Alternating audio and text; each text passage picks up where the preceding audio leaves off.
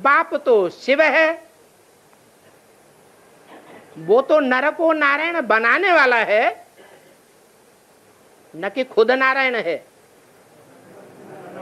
हैं? बनाने वाला है। तो 76 में ये कैसे साबित होता है कि श्रेष्ठाचारी भारत की स्थापना हुई, जन्म हुआ?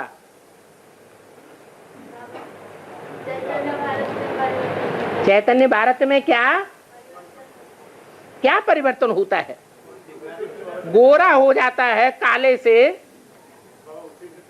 हैं? शिवरात्रि दुनिया में छुट्टी होती है, दुनिया वालों को पता, गवर्नमेंट को पता है, छुट्टी करने वाली तो भ्रष्टाचारी गवर्नमेंट है। उनको पता है कि श्रेष्ठाचारी भारत का जन्म हो गया है। हाँ, कोई आत्मा है जो श्रीमत के अनुसार संकल्प करने वाली है।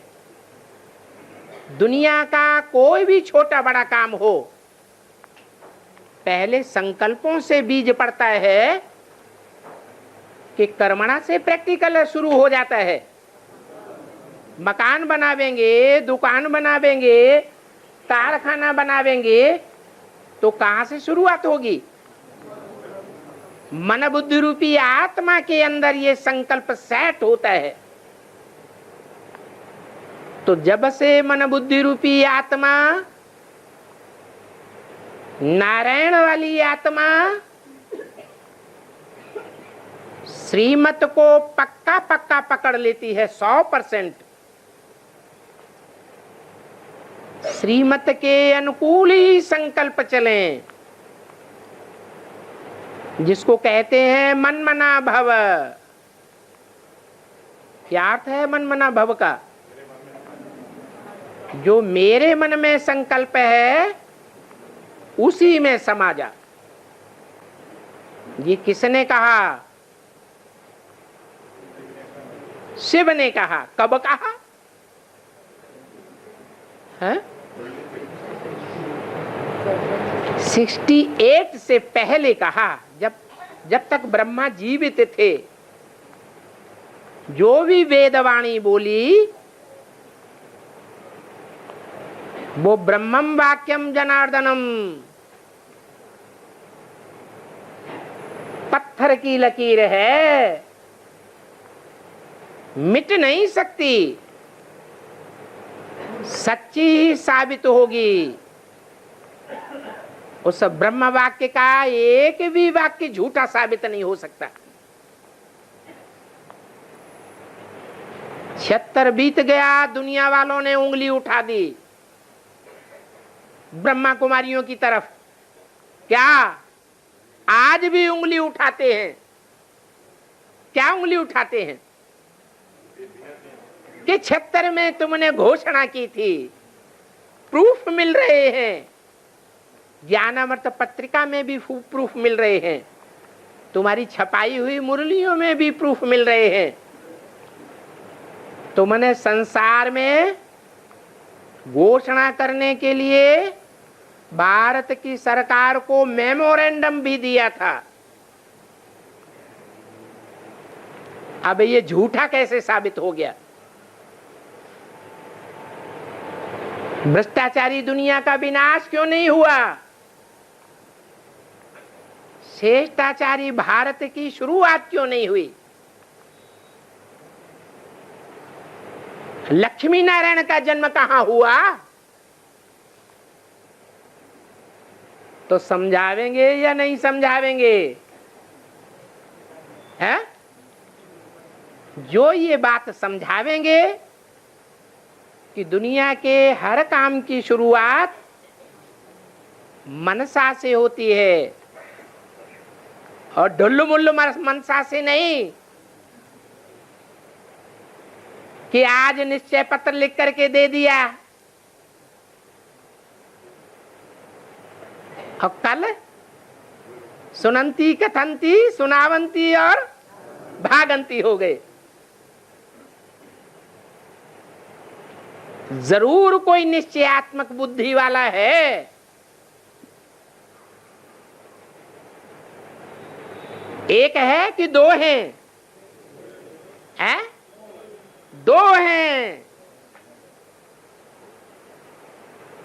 वो चाहे बेसिक नॉलेज लेने वाले हों तो भी निश्चयात्मक बुद्धि, और चाहे एडवांस लेने वाला हो तो भी निश्चयात्मक बुद्धि। 100% निश्चयात्मक बुद्धि कि नई दुनिया स्थापन करना बाप के बच्चों का काम है। भारत माता का नाम तो बहुत प्रसिद्ध है। भारत माता गाई हुई है या पिता गाया हुआ है? भारत माता गाई हुई है। जरूर उस माता ने श्रीमत को प्रैक्टिकल जीवन में साबित करके दिखाया होगा। सरस्वती की वाचा मात्र नहीं है, सरस्वती को जगदम्बा कहा जाता है। सिर्फ बोल बोल करने वाली नहीं है, क्या है? सच्चाई को साबित करने वाली है। तो दो आत्माएं ऐसी संसार में, खासकर ब्राह्मणों के संसार में प्रत्यक्ष होना शुरू होती है। ये प्रत्यक्षता रूपी जन्म है श्रेष्ठाचार्यों का, लक्ष्मी और नारायण। जो मनसा के आधार पर श्रेष्ठाचारी साबित हो जाते हैं। तो तुमको ये बातें समझानी पड़े कि ये भारत 5000 वर्ष पहले भी श्रेष्ठाचारी था, अभी भ्रष्टाचारी बना है, अभी पतित से पतित कामी कांटा बना है। लेकिन मनसा के आधार पर है या वाचा के आधार पर है या कर्मेंद्रियों के आधार पर है? मुख्य बात मनसा की है। तो ऐसे भ्रष्टाचारी भारत को हम बाप की श्रीमत पर चल करके क्या बनाते हैं? श्रेष्ठाचारी बनाते हैं। ये हम किसने कहा है? ब्रह्मा ने कहा। ब्रह्मा मर गए, श्रेष्ठाचारी बन गया है? प्रजापिता बनावेगा। अच्छा,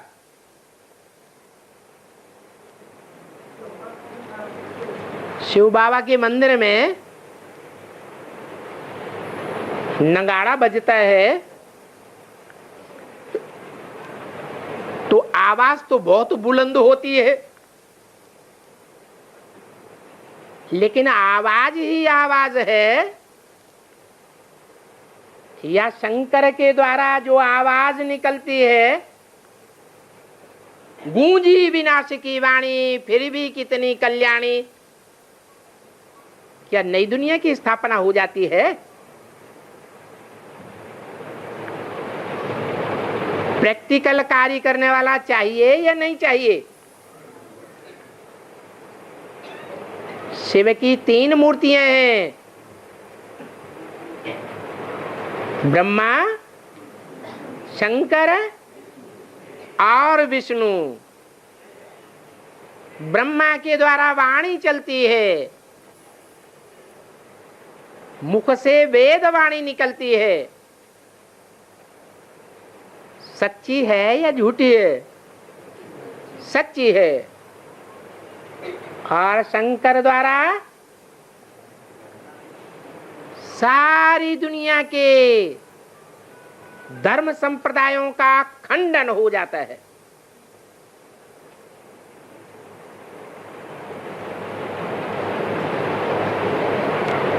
तो खंडन वाचा मात्र से होता है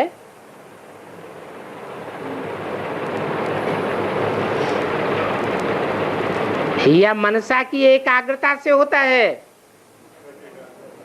हैं? मनसा की एकाग्रता से सारी दुनिया मेंटली चेंज हो जाती है। समझ जाते हैं कि अल्लाह अव्वल दीन के द्वारा कौन सा अव्वल नंबर का दीन माने धर्म स्थापन होता है। बाकी तो सब झूठे धर्म हैं, सारी दुनिया झूठी है। जब ये बात बुद्धि में बैठने लगती है तो मंदिर, मस्जिद, गुरुद्वारे सब हिलने लग पड़ते हैं और एक सद्धर्म की स्थापना दिखाई देती है।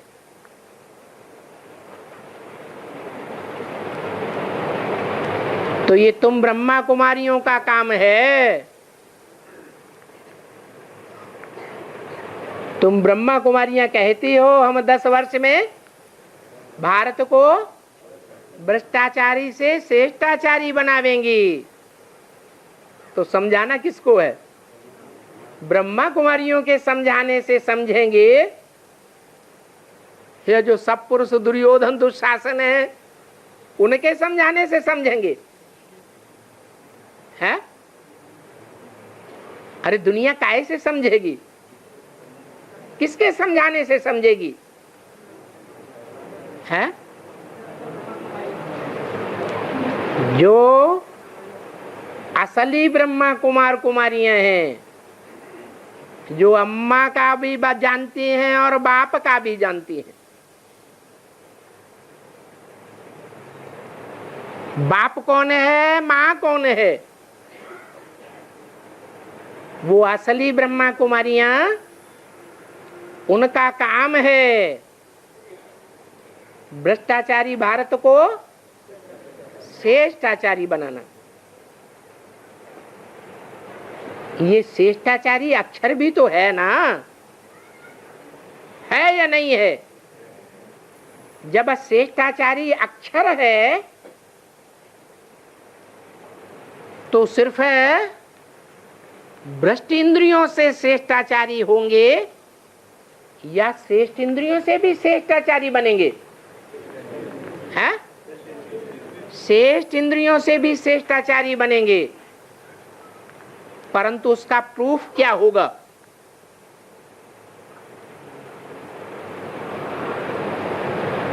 आंख सबसे धोखेबाज कही जाती है। आंख सबसे जास्ती श्रेष्ठाचारी भी बन सकती है और आंख सबसे जास्ती भ्रष्टाचारी भी बन सकती है। मुरली में बोला है 10, 20, 50 भूलें तो दृष्टि से व्यभिचारी बनने की रोज करते होंगे।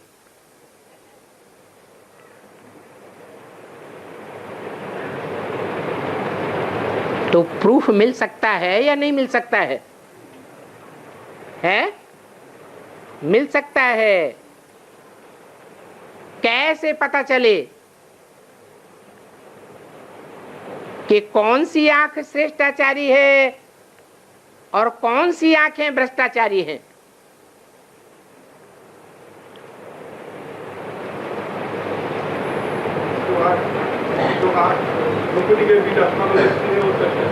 आठ आंख भ्रकुटी के बीच में देखती है तो श्रेष्ठाचारी है, और भ्रकुटी के बीच में देखते हुए कहीं व्यभिचारी भी होती हो तो एक को देखे, फिर दूसरे को देखे, फिर तीसरे को देखे,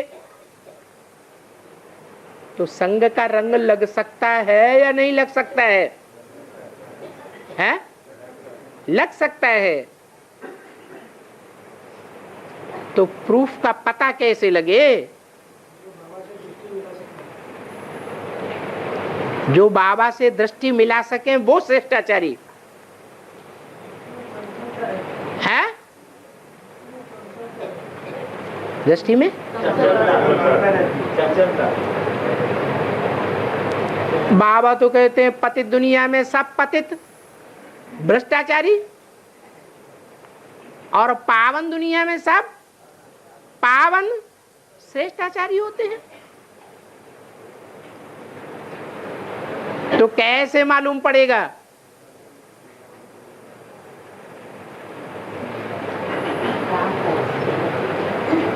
ये तीसरे नेत्र की बात है। जिसने सुप्रीम सोल बाप को पहचान लिया,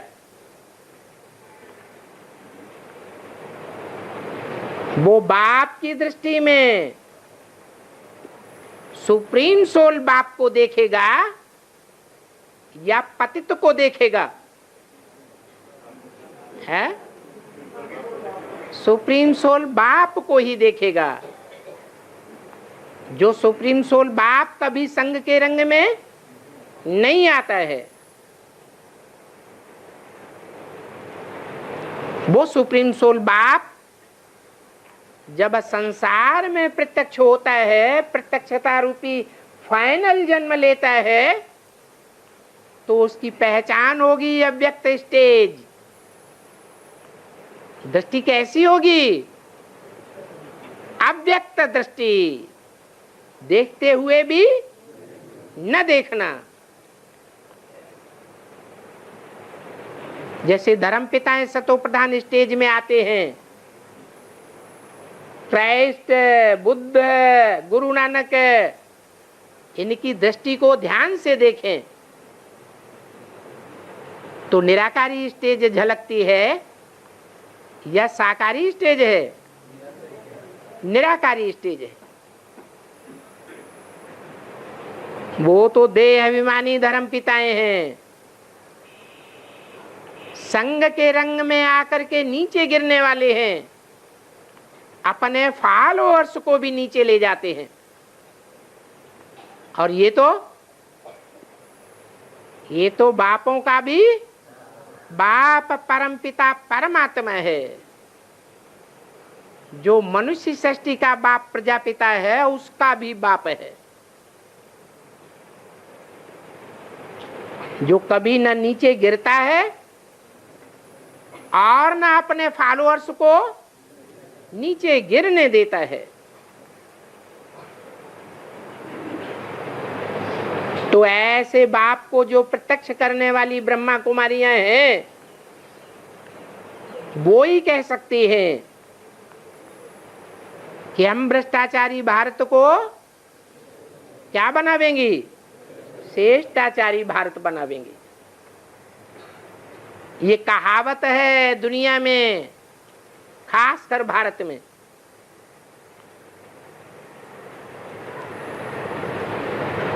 कि घर की धरित्री अगर श्रेष्ठाचारी है, अच्छी है, तो घर क्या बन जाता है? स्वर्ग बन जाता है। घर की धरित्री चाहे मां के रूप में हो, चाहे पत्नी के रूप में हो, अगर वो ही भ्रष्ट है तो सारा घर नरक बन जाता है। तो ऐसी कोई तो धरित्री नंबरवार निकलेंगी जिनके लिए ये बोला है कि तुम ब्रह्मा कुमारियां कहती हो भारत 10 वर्ष में श्रेष्ठाचारी बनेगा। इस बात को समझाने वाली निकले, वो ही भारत को श्रेष्ठाचारी बना सकती है। भारत को भी श्रेष्ठाचारी बनाती है और मन बुद्धि में भारत को याद करने वालों को भी श्रेष्ठाचारी बनाती है। भारत की संतानों को श्रेष्ठाचारी नहीं बनाती है, है? बनाती हैं। भारतवासी भी श्रेष्ठाचारी बनते हैं, परंतु जो भारतवासी नहीं है, दूसरे धर्म पिताओं या उनके फॉलोअर्स के नक्शे कदम पर चलने लग पड़ते हैं, उनकी गारंटी नहीं है। ओम शांति।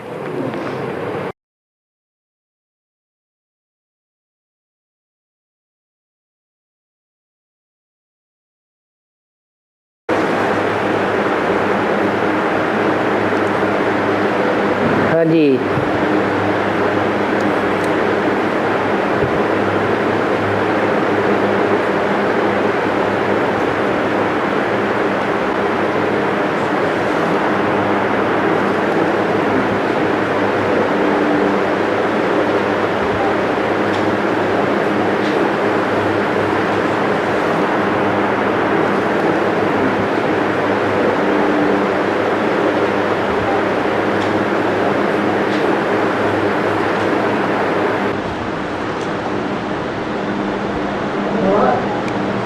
मुरली कौन पढ़ता है?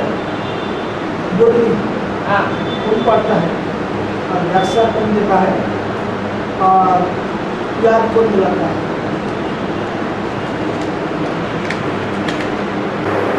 पढ़ने वाला स्टूडेंट होता है या टीचर होता है? पढ़ने वाले को क्या कहेंगे? पढ़ने वाला स्टूडेंट होता है,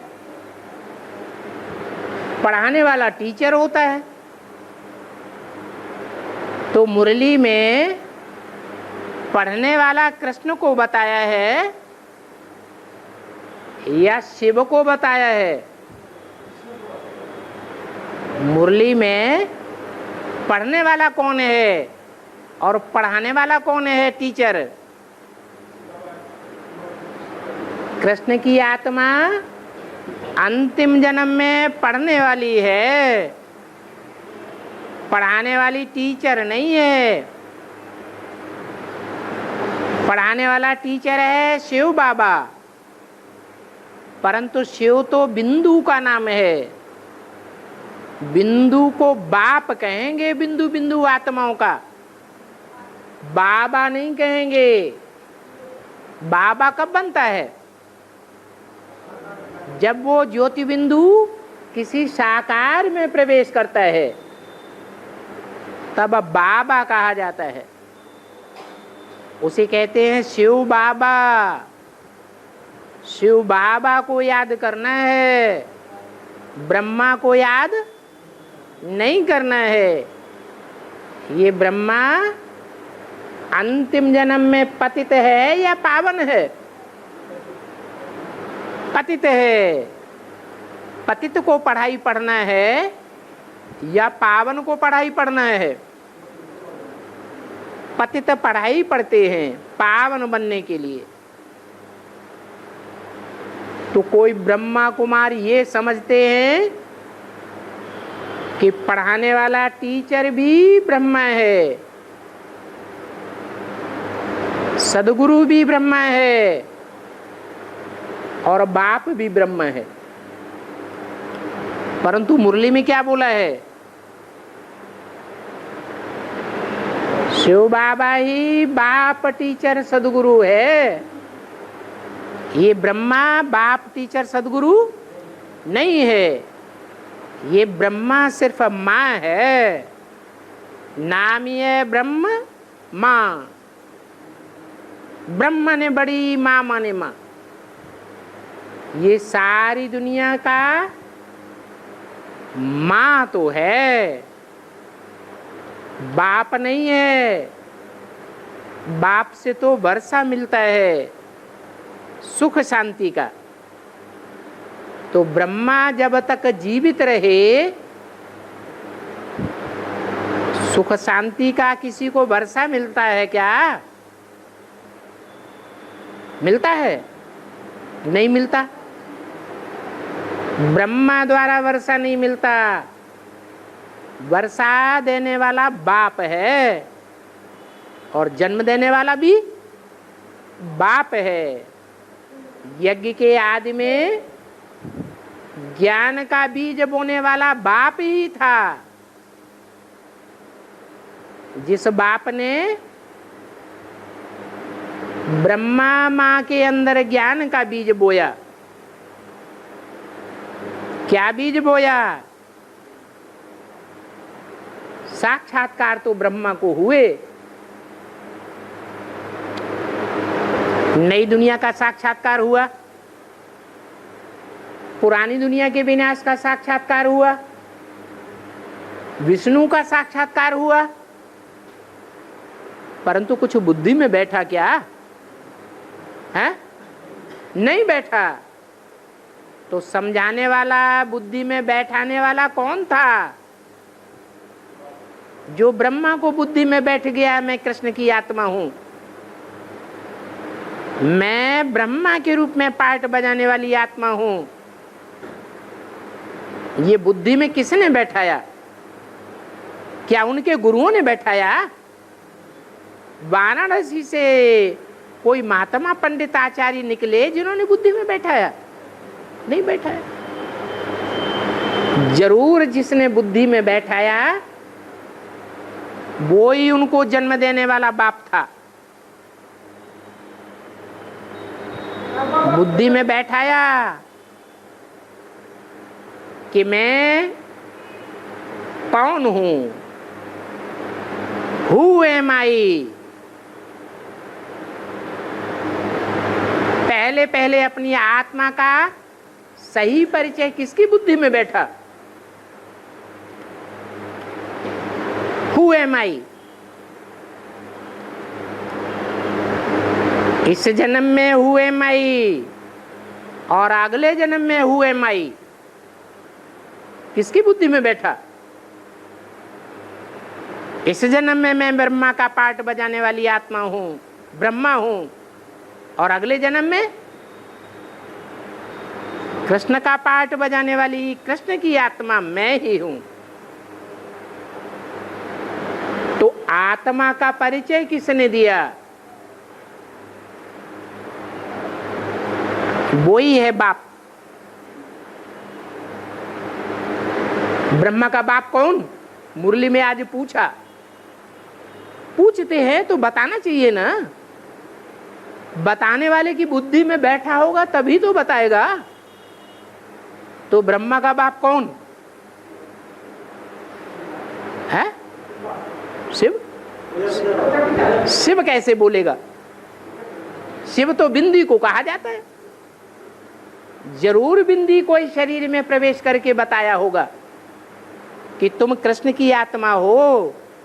तुम्हारे साक्षात्कारों का ये मतलब है कि तुमको इस जन्म में ब्रह्मा के रूप में पार्ट बजाना है और सत्युग के आदि में तुम्हें कृष्ण के रूप में जन्म लेना है। ये आत्मा का परिचय किसने दिया? शिव बाबा ने किसी के द्वारा दिया होगा ना। जरूर प्रजापिता के द्वारा दिया। तो वो बाप भी है, वो टीचर भी है। और ब्रह्मा ने 69 में शरीर छोड़ दिया तो क्या सदगति हो गई? साकार शरीर की सदगति हो गई कि सूक्ष्म शरीर के बंधन में आ गए हैं? सूक्ष्म शरीर के बंधन में आ गए। शरीर की भी सदगति नहीं हुई, आत्मा की भी सदगति नहीं हुई। तो आत्मा की सदगति कौन करेगा? कोई निमित्त बनेगा या नहीं बनेगा? और निमित्त साकार बनता है कि निराकार ज्योति बिंदु बनता है? वो साकार कौन? जो पहले अपनी आत्मा की सदगति करे।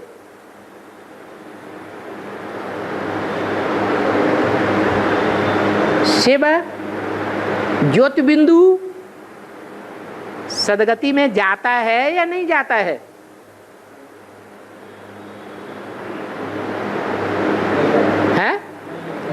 उसे जाने की जरूरत ही नहीं। वो कभी दुर्गति में जाता है क्या? उसकी तो बात ही नहीं। जो दुर्गति में जाता है वो ही सदगति में जाता है। तो पहले पहले दुर्गति में कौन जाता है?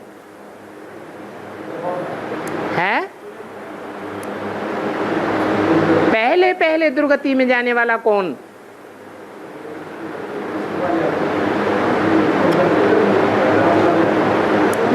जो पहले पहले दुर्गति में जाता है और सबसे जास्ती दुर्गति में जाता है, प्रजापिता। जो सबसे जास्ती दुर्गति में जाता है उसका नाम रखा गया है राम। जो सबसे जास्ती दुर्गति में भी जाता है और सबसे जास्ती सदगति में भी जाता है, सबसे पहले सदगति में जाता है और सबसे पहले दुर्गति में भी जाता है, वो है सारी सृष्टि का बीज। मनुष्य सृष्टि का बीज है। जो जितना सूक्ष्म बीज होगा उसका वृक्ष उतना ही जास्ती विस्तार में जाएगा। तो कौन सा बीज है जो सबसे जास्ती विस्तार में जाता है? बट वृक्ष है, जिसकी यादगार कलकत्ते में बनी हुई है, जिससे साबित होता है कि जरूर वो ज्योतिबिंदु सूक्ष्माति सूक्ष्म बाप कलकत्ते में आता है। मनुष्य सृष्टि का बीज कलकत्ते में होता है, जहां से बाप प्रत्यक्ष होते हैं। वो बाप भी है, टीचर भी है, और वो सदगति प्राप्त करने वाला और सदगति देने के निमित्त बनने वाला सदगुरु भी है। सदगुरु साकार होता है या निराकार होता है? सदगुरु तो जरूर साकार होता है। सुंदर मेला कर दिया जब सदगुरु मिला दलाल, तो दुनिया का बड़े ते बड़ा मेला कहाँ होता है? और मेले बार बार, गंगा सागर एक बार। वो मेला कहाँ होता है? यादगार कहाँ है? कहते हैं कलकत्ते में। तो सदगति भी वहां से शुरू होती है। सबसे जास्ती दुर्गति में भी कलकत्ते वाले ही जाते हैं। दुनिया का सबसे बड़ा वैश्यालय कहाँ का गाया हुआ है? कलकत्ते का गाया हुआ है। तो ये राज है कि एक ही बाप है, जो बाप भी है, टीचर भी है और सदगुरु भी है। ब्रह्मा को बाप, टीचर, सदगुरु नहीं कह सकते। वो बाप भी नहीं है, व्याख्या देने वाला मुरलियों का टीचर भी नहीं है, और सारे संसार की आत्माओं की सदगति करने वाला सदगुरु भी नहीं है। पहले तो मन बुद्धि रूपी आत्मा की सदगति होनी चाहिए। मन बुद्धि आत्मा की सदगति हो तो मन बुद्धि मनन चिंतन मंथन में लीन होगी या जड़ बुद्धि होगी? पत्थर बुद्धि होके रहेगी। आत्मा की सदगति की निशानी क्या है? आत्मा के सदगति की निशानी है कि मन बुद्धि मनन चिंतन मंथन में लगी रहे और ईश्वरीय मनन चिंतन मंथन में रहे, ईश्वरीय सेवा के मंथन में रहे, नई दुनिया की प्लानिंग में मंथन में मस्त रहे, या दुर्गति की बातों में मस्त रहे। किसको सदगति कहेंगे? नई दुनिया के मनन चिंतन में मंथन में मस्त रहने वाली आत्मा को क्या कहेंगे? सदगति वाली आत्मा। तो मंथन, मनन और चिंतन वो भी गलत रास्ते पर नहीं, दुष्ट संकल्पों के आधार पर नहीं। भगवान ने जो ज्ञान दिया है, जो श्रीमत दी है, उस श्रीमत के आधार पर सत चिंतन में रहने वाली आत्मा, सत संकल्पों में रहने वाली आत्मा, उसे कहेंगे सदगति के रास्ते पर जाने वाली आत्मा। ऐसी सदगति के रास्ते पर जाने वाली आत्मा अपनी आत्मा के अनेक जन्मों का चिंतन करके 84 के चक्कर को प्रत्यक्ष कर लेगी। पहले आत्मा का सदगति, फिर शरीर की सदगति होगी। अगर आत्मा सत्संकल्पों के मनन चिंतन मंथन में मस्त नहीं रहती है तो शरीर के 5 तत्वों की सदगति हो सकती है? नहीं हो सकती। पहले आत्मा की सदगति, फिर 5 तत्वों वाले शरीर की सदगति। क्या पूछ रहे थे? हाँ। और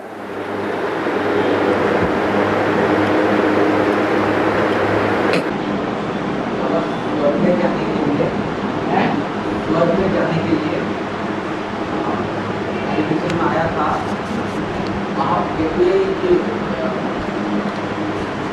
महाभारत जैसे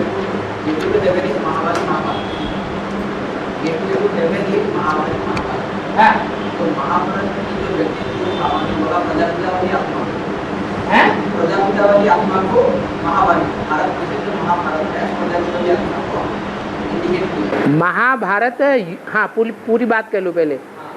तो उसमें से रावण बोला तो द्वार क्यों नहीं खुलता? तो रावण बोला वो ब्रह्मा संकल्प क्यों नहीं करता कि वो द्वार खुले? तो बाबा ये जो स्वर्ग में जाने के लिए 2 द्वार बाबा ने जिक्र किया, वो कौन से थे बाबा? हैं? स्वर्ग में जाने के लिए बाबा ने 2 द्वार का जिक्र किया है वार्तालाप। तो वो 2 द्वार कौन से थे?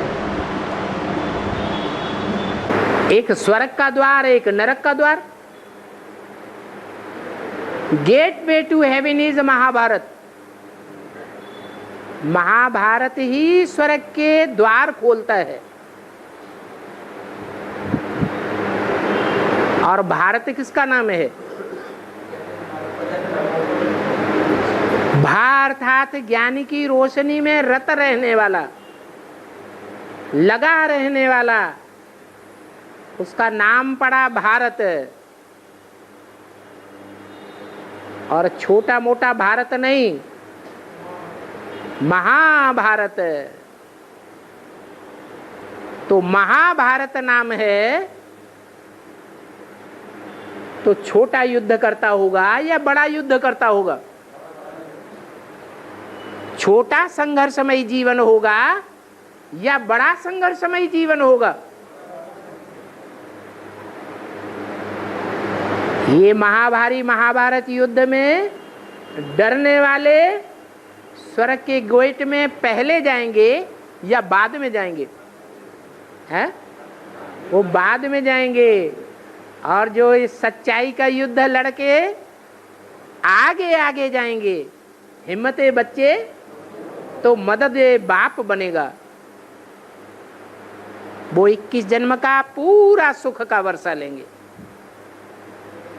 और 21 जन्म के आधार पर 63 जन्मों का भी हिसाब किताब सुख दुख का बन जाता है। इसलिए बोला gateway to heaven is Mahabharat.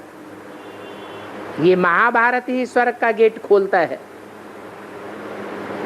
तो सच्चाई के युद्ध के लिए डरना नहीं है, सच्चाई के लिए लड़ना अर्थात सतयुग की स्थापना में सहयोगी बनना। सच्चाई को जो छुपा लेते हैं और दुनिया की नजरों में वाहवाही लूट लेते हैं, क्योंकि झूठ की दुनिया है, वो झूठ खंड स्थापन करने के निमित्त बनते हैं या सच्चखंड स्थापन करने के निमित्त बनते हैं? झूठ खंड के निमित्त बन जाते हैं। उनको झूठ की दुनिया में ही वाहवाही मिलेगी। झूठ की दुनिया में जब जन्म लेंगे तो बड़े आदमी बन जाएंगे। जो सच की दुनिया है उसमें बड़े आदमी नहीं बन सकते। वो सच की दुनिया सत्य बाप की स्थापन की हुई दुनिया है। उस दुनिया की स्थापना के लिए बड़ा भारी युद्ध सामने खड़ा हुआ है।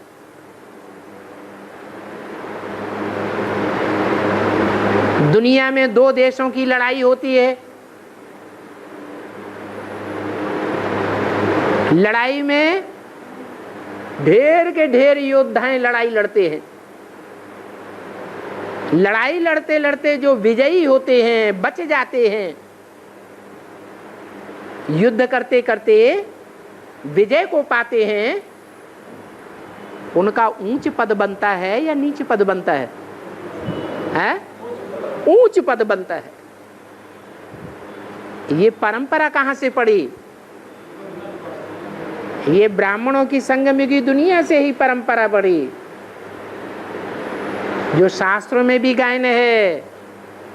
युद्ध करते करते जो मरेंगे कहां जावेंगे? स्वर्ग में जावेंगे। यहां शरीर से मरने की बात नहीं है। कैसे मरना है? देहभान से मरना है। जो देहभानी होते हैं वो दुनिया की वाहवाही लेना चाहते हैं। रावण के बच्चे हैं। जो आत्माभिमानी होते हैं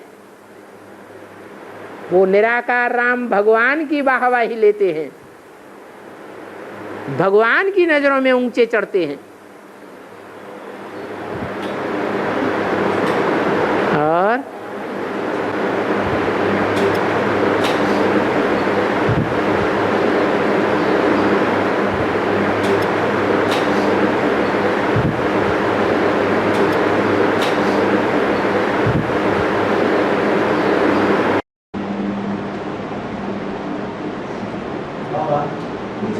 जन्मभूमि अभी कंप्यूटर का है, तभी नाम डालू का है।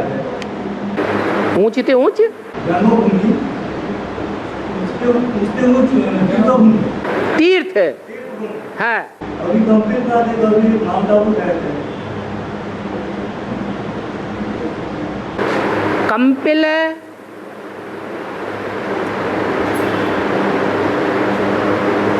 बीज रूप आत्माओं के लिए है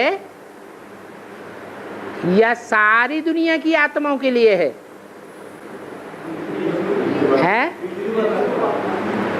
कंपिल का जो नाम है, जो गाया हुआ है कंपिल तीर्थ, कंपिला तीर्थ, वो बीज रूप आत्माओं की सदगति का स्थान है। वहां से सारी दुनिया की जो बीज रूप आत्मा है उसकी बीज रूप स्टेज में सदगति प्रत्यक्ष होती है। बीज रूप में सदगति की स्पष्टता है कि वो आत्मा कौन से धर्म की बीज है?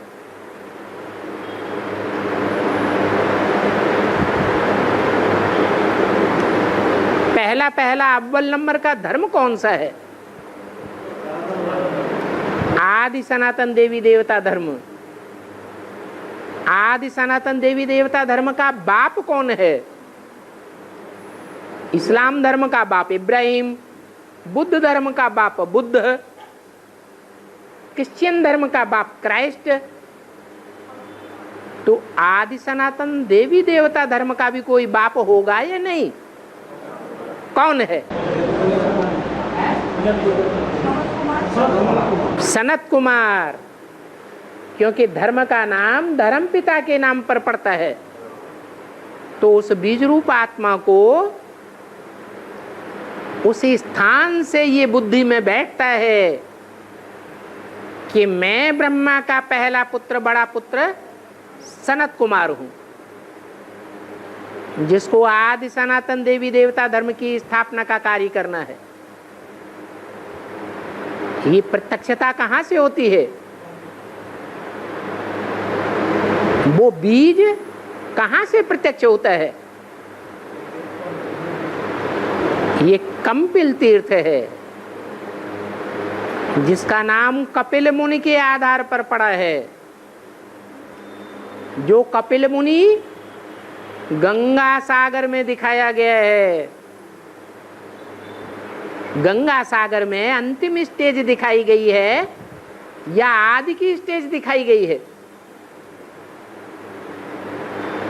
गंगा में समाधि लेने की स्टेज दिखाई गई है या प्रत्यक्षता रूपी जन्म की स्टेज दिखाई गई है? हैं? समाधि दिखाई गई है। तो आदि भी कहीं से हुई होगी कि नहीं? कहां से आदि हुई? जहां से नाम प्रत्यक्ष होता है, कंपिल नगरी। किसकी बसाई हुई नगरी? कपिल मुनि की बसाई हुई नगरी। बाबा ने कपिल का अर्थ बताया है। कपिल माने युगल। कौन से दो नाम हैं? कौन से कपिल, कौन सी युगल? जगत पिता जगदम्बा। कहते हैं द्रौपदी का जन्म कहाँ हुआ? कंपिल नगरी में द्रौपदी का जन्म हुआ। और वो जन्म दिव्य जन्म के रूप में दिखाया है या लौकिक जन्म के रूप में दिखाया है? कहते हैं यज्ञ कुंड से जन्म हुआ। वो या ज्ञान का यज्ञ कुंड है। ज्ञान के यज्ञ कुंड से द्रौपदी प्रत्यक्ष हुई, जिस द्रौपदी के लिए सारी दुनिया ने उंगली उठाई कि ये नैया डूब जाएगी। और बाबा ने क्या कहा? नैया हिलेगी डुलेगी लेकिन डूबेगी नहीं।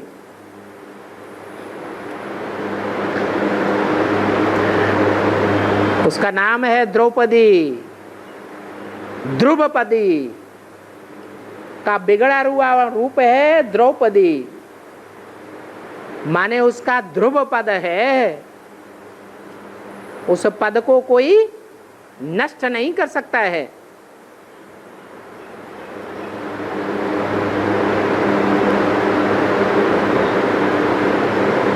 तो कंपिल नगरी षष्ठी के जो बीज हैं, रुद्रमाला के दो मुख्य मणके हैं। कौन? जगत पिता और जगदम्बा। उनकी प्रत्यक्षता भूमि है। सारी सृष्टि की प्रत्यक्षता भूमि नहीं है। सारी सृष्टि में बीज ही आता है वृक्ष का, या तना भी है, डालियां भी हैं, पत्ते भी हैं, फूल भी हैं, फल भी हैं। ये सब प्रकार के रूप वृक्ष के हैं या नहीं है? हैं? कि सिर्फ बीज को ही कहा जाता है वृक्ष? है? गीता में तो कहा गया है नाहं तेषु ते मयि। क्या? मैं उनमें नहीं हूं लेकिन वो सब मेरे में हैं। क्या सब मेरे में है? वो पत्ते, वो टहनियां, वो फल, वो फूल मेरे अंदर हैं, लेकिन मैं बीज उनके अंदर नहीं हूं। तो इस आधार पर कहा है कि कंपिल बीज रूप नगरी है, जहां से बीज बाप प्रत्यक्ष होता है। बाकी सारी दुनिया का सदगति का स्थान कौन सा है? जहां सारी दुनिया मन बुद्धि से स्मृति में टिक करके गति और सदगति का लाभ करती है। क्या कंपिल को याद करती है या माउंट आबू को याद करती है? वो माउंट आबू है। उसका नाम है महातीर्थ, महामधुबन। कंपिल और कंपिल से जो बीज रूप आत्माएं निकलती हैं और मधुबन की स्थापना करती हैं, वो मिनी मधुबन कहे जाते हैं, मधुबन कहे जाते हैं या महामधुबन कहे जाते हैं? है? क्या कहे जाते हैं?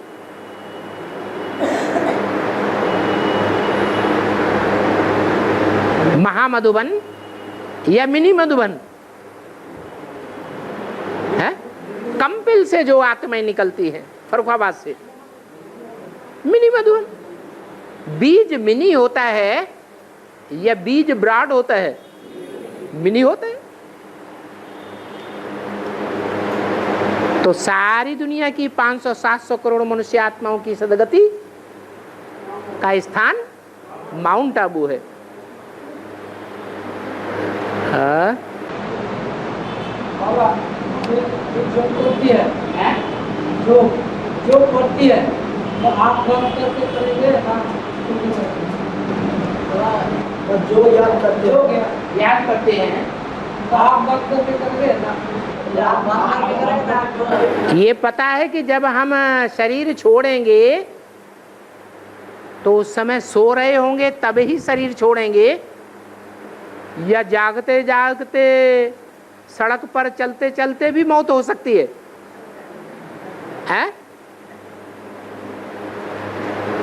अरे आंख बंद करते ही शरीर छोड़ेंगे या जागृत अवस्था में भी मौत हो जाएगी? अंतमते सो गति। जब शरीर छोड़ेंगे तो अंत समय होगा, तो उस अंत समय में हमारी आंख खुली हुई होना चाहिए या बंद होना चाहिए? काहे में फायदा है? खुली आंखों में फायदा है। तो प्रैक्टिस यही करनी है कि हम जागती ज्योति बने। इसलिए अर्जुन से भगवान ने कहा है, अर्जुन तू निद्रा जीत बने। निद्रा को जीतना है या निद्रा के वशीभूत होना है? है? जीतना है। तो प्रैक्टिस करेंगे जागने की, तभी निद्रा जीत बनेंगे, या सोने की प्रैक्टिस करेंगे तब निद्रा जीत बनेंगे? खुली आंखों से याद करना चाहिए या बंद आंखों से याद करना चाहिए? कौन सी प्रैक्टिस करना चाहिए? खुली आंखों से याद करना है। सन्यासी क्या करते हैं? है? बंद आंखों से याद करते हैं। क्यों? उनको डर रहता है कि खुली आंखों से याद करेंगे तो कोई सुंदर स्त्री सामने आ जाएगी तो उसकी याद आंखों में बस जाएगी। तो ये कायरता है या निर्भीकता है? कायरता है। भगवान आकर के हमको खुली आंखों से योग करना सिखाते हैं। आंखें खुली रहें और ऐसी निराकारी स्टेज में खुली रहें कि चाहे कैसी भी सुंदर से सुंदर स्त्री सामने आ जाए तो भी उसके संग का रंग आंखों में न लगे। आंख रूपी इंद्रिय अपना भोग ही न भोग सके, ऐसी परमात्मा की याद की अभ्यास स्मृति पक्की हो जाए तो खुली आंखों से ही याद करना अच्छा है। बंद आंखों से याद करना सन्यासी सिखाते हैं। और काचा देवता पाका देवता मतलब काचा देवता और पाका देवता कैसे मानते हैं? पक्का देवता, पक्का ब्राह्मण पक्का देवता बनेगा, और कच्चा ब्राह्मण होगा तो कच्चा देवता बनेगा। पक्का ब्राह्मण कौन कहा जाता है और कच्चा ब्राह्मण कौन कहा जाता है? पक्का ब्राह्मण वो जो ब्रह्मा के मुख से निकली हुई वाणी को 100% पक्का पक्का फॉलो करता है, वो है पक्का ब्राह्मण।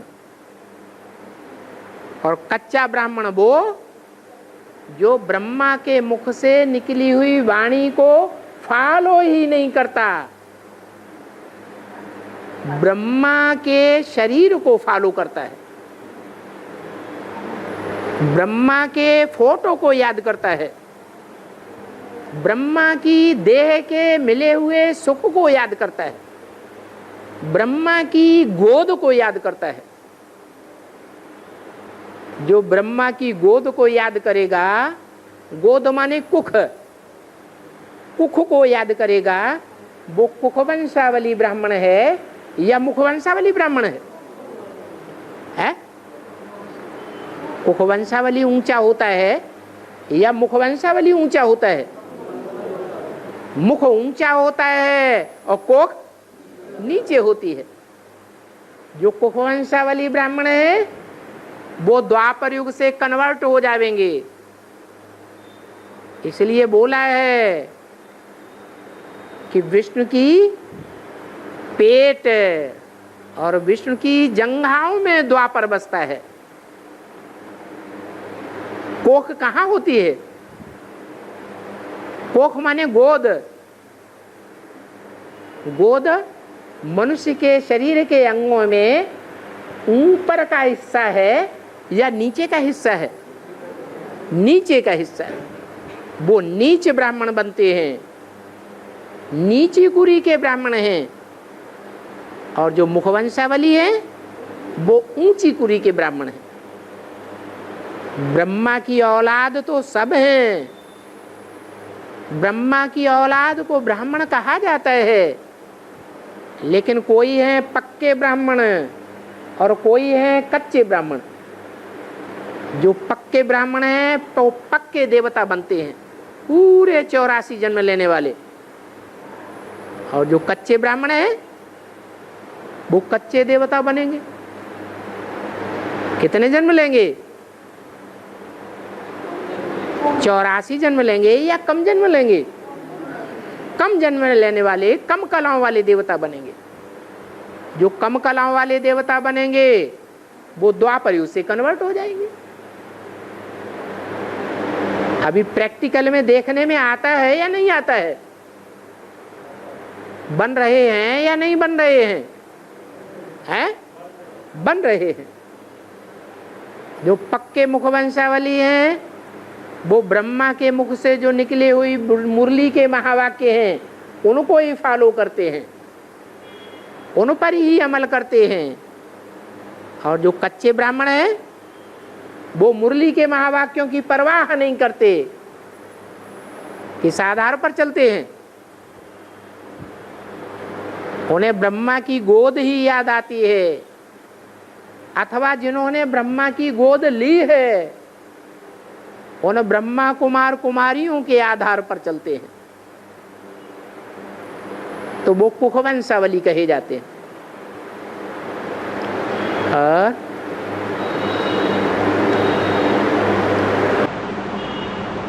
और इलाहाबाद में जो गंगा जमुना सरस्वती का संगम स्थल है, सरस्वती को गुप्त है, सरस्वती को गुप्त है।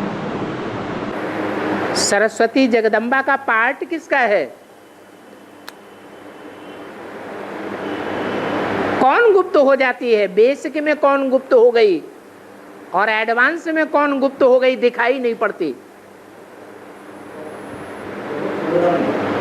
जगदम्बा बेसिक में भी गुप्त हो गई और एडवांस में भी गुप्त हो गई। इसलिए यादगार बनी हुई है कि अंत में गंगा और यमुना प्रत्यक्ष दिखाई पड़ती हैं और सरस्वती प्रत्यक्ष नहीं दिखाई पड़ती। और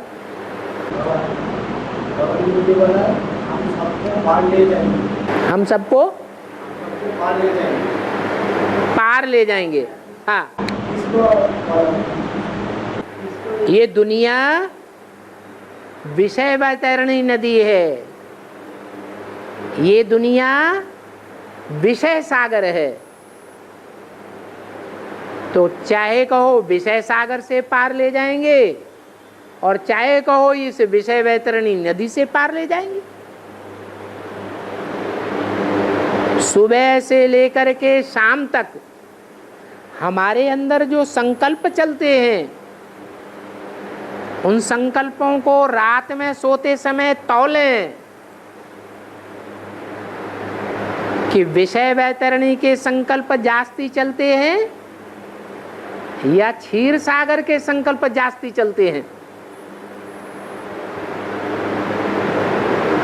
विषय वासना के संकल्प ज्यादा चलते हैं या विष्णु के बैकुंठ लोक के संकल्प जास्ती चलते हैं?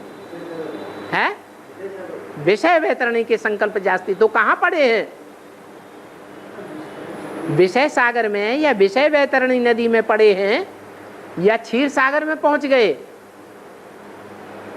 बाबा तो कहते हैं क्षीर सागर है पावन और विषय सागर है पतित। तो हम पड़े कहाँ हैं? हम विषय सागर में हैं या क्षीर सागर में हैं? हैं? विषय सागर में। तो विषय सागर में होने के कारण हम कहते हैं कि हे भगवान हमको पार लगाओ। ये आत्मा बिठैया है, ये शरीर नवैया है, इस नवैया में ये आत्मा बैठी हुई है। भगवान बाप जिसे हम आत्मा में याद करते हैं कि जैसे हम आत्मा बिंदु वैसे परमपिता परमात्मा भी ज्योति बिंदु, वो ही हमारा खिवैया है। वो इस नवैया को पार ले जाए, आत्मा को भी पार ले जाए। तो जिनकी आत्मा और शरीर रूपी नैया दोनों पार जावेंगी, उनको प्रैक्टिकल साकार में बाप मिलता है। कहेंगे विषय वैतरणी नदी से पार ले जाने वाला बाप है।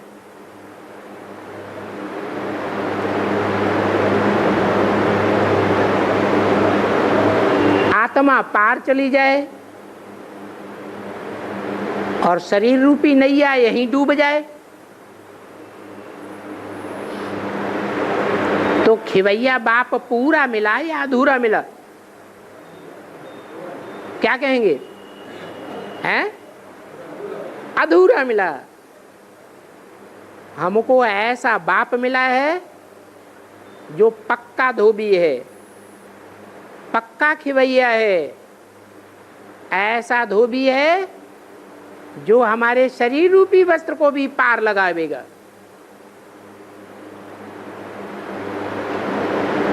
ऐसा धोबी किस काम का?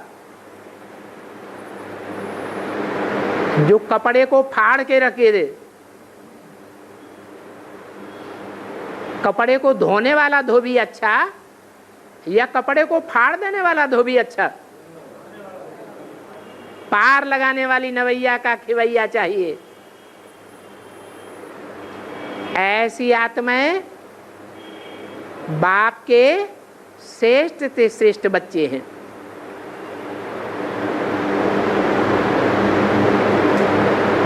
जिनको दुनिया ऊंची स्टेज से देखती है, ऊपर की नजर करके देखती है,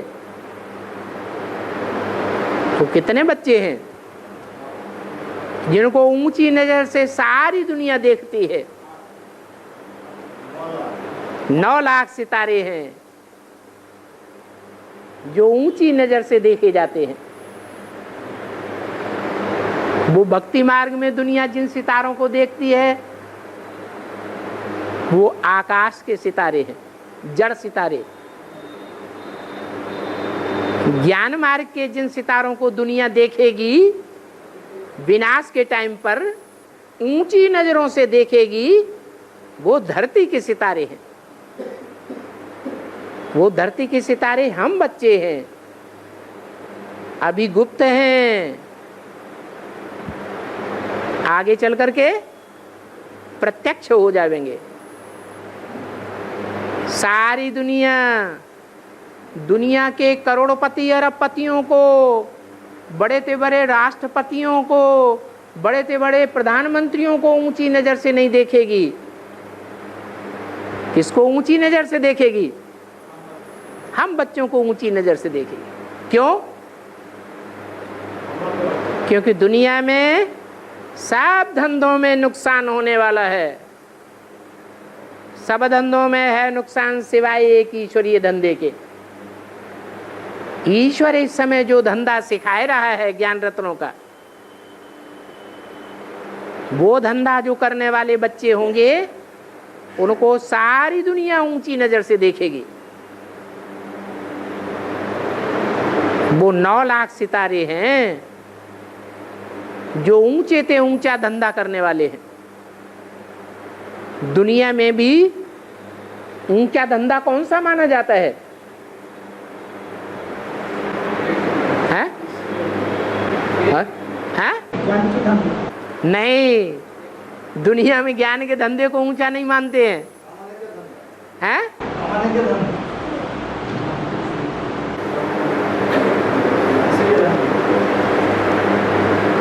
अरे जो जवाहरी होते हैं उनका धंधा ऊंचा माना जाता है। क्या? जो रतन होते हैं ना, रत्नों का, हीरों का जो धंधा करते हैं उनको ऊंचा व्यापारी माना जाता है।